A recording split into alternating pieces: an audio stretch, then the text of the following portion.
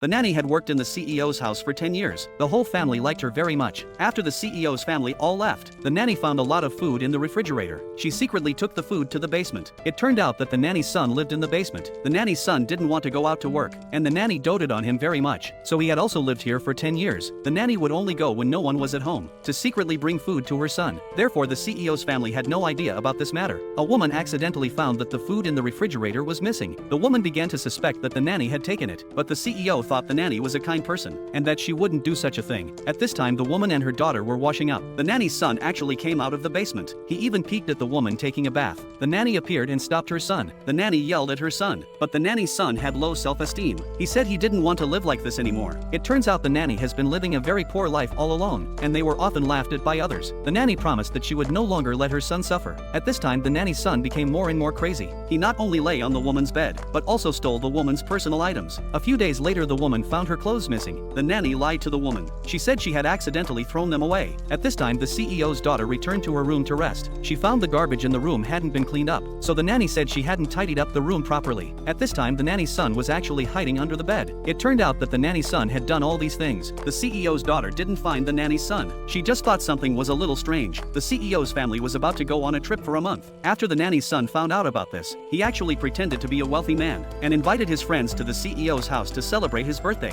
The nanny tried to stop her son, but the nanny's son didn't pay attention to her. At this time the CEO's daughter found that she had forgotten to bring her ID, so the woman went back home with her to get the ID. At this time the nanny's son was happily celebrating at home. When the woman got home and found this, she yelled at the nanny's son, but the nanny's son didn't recognize the woman, and even started mocking the woman and her daughter. So the woman slapped the nanny's son. She pointed at the photos in the house. The woman said she was the real owner of the house. At this time everyone realized that the nanny's son had lied to everyone, so they hurried to leave. At this time only the nanny's son was left lying on the ground.